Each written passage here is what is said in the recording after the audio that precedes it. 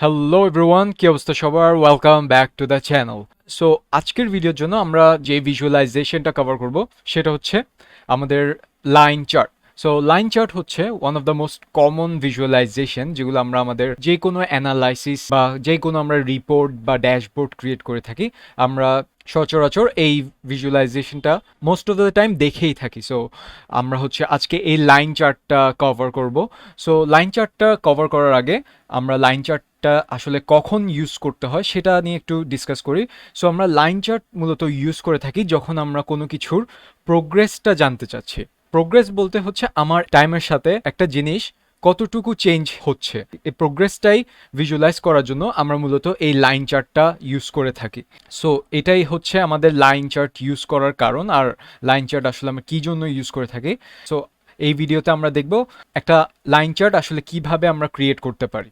So first of all আমাদের যেটা করা লাগবে সেটা হচ্ছে আমরা একটা ব্ল্যাঙ্ক ক্যানভাসে আছি, আর ব্ল্যাঙ্ক ক্যানভাস থেকে শুরু করে আমরা ভিজুয়ালাইজেশন পেইন্টটাতে লাইন চার্ট অপশনসটাতে ক্লিক করব।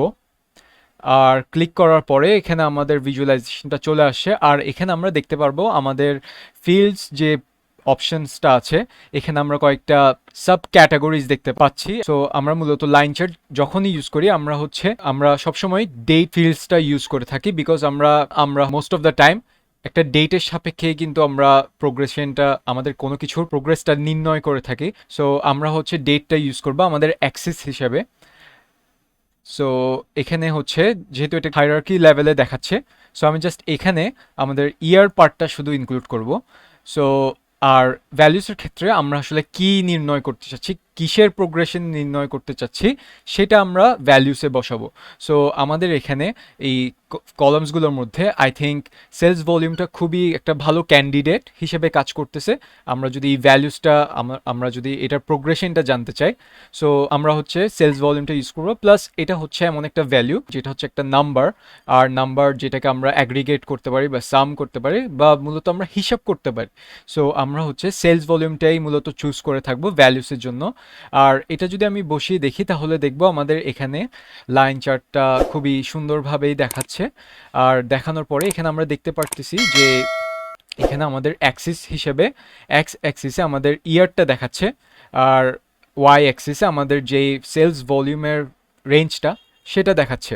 সো এখানে হচ্ছে আমাদের লাইন চার্ট দিয়ে আমরা আসলে বুঝতে পারতেছি যে আমাদের সেলস ভলিউমের প্রোগ্রেশনটা আসলে কিভাবে হচ্ছে।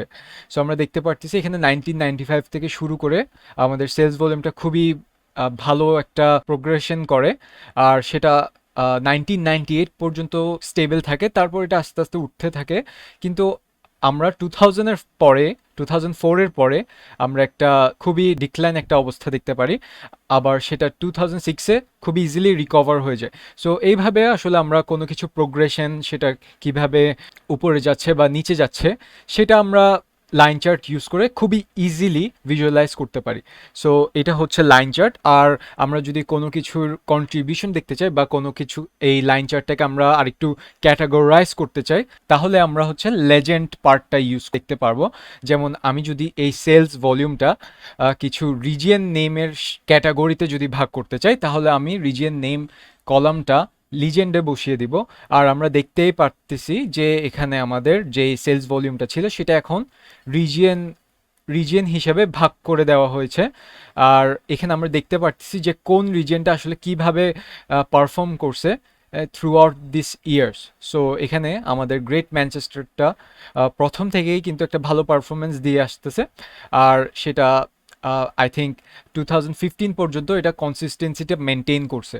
সো আমরা হচ্ছে যে কোনো ক্ষেত্রেই যদি আমরা ক্যাটাগরাইজ করতে চাই আমাদের লাইন চার্টটা বা আমাদের যে প্রোগ্রেশনটা, তখন আমরা এই লেজেন্ডসটা ইউজ করতে পারবো। সো আমাদের এই পর্যন্ত এখানে হচ্ছে কয়েকটা অপশনস আছে, আর স্মল মাল্টিপলস আছে, সেকেন্ডারি ভ্যালুস আছে। সো আমাদের এখানে সেকেন্ডারি ভ্যালুসটাও আছে। সো এটা খুব একটা দরকার হয় না, জাস্ট আমরা যদি আরেকটা সেকেন্ডারি ভ্যালুস বা আরেকটার সাথে কম্পেয়ার করতে চাই তখন সেটা ইউজ করে থাকি, বাট এটা আমাদের লাইন চার্টটাকে খুবই কমপ্লেক্স করে ফেলে most of the time. So এটা আমরা অ্যাভয়েড করে থাকি।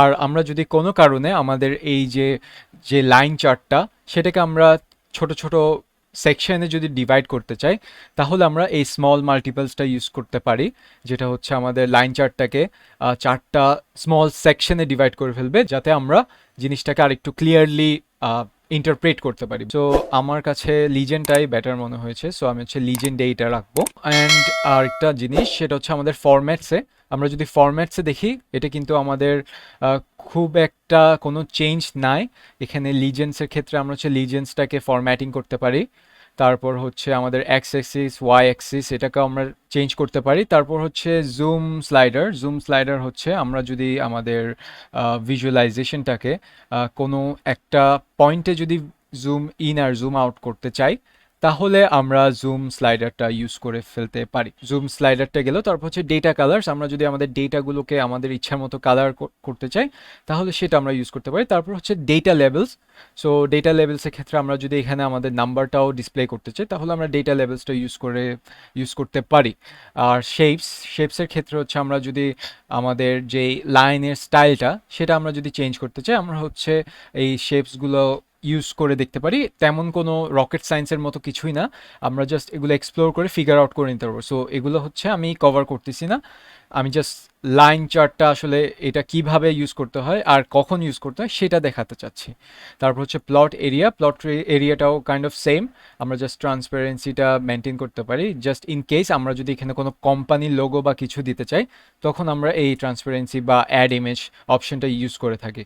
অ্যান্ড বাকিটুকু সব কিছুই same, title, background, border, shadow আর এগুলো সবটুকুই আসলে আমাদের আগে যে ফরম্যাটিং পার্টসগুলো আমরা কভার করে আসছি এগুলোর সাথে তেমনটাই কোনো ডিফারেন্স নাই বলা যায়।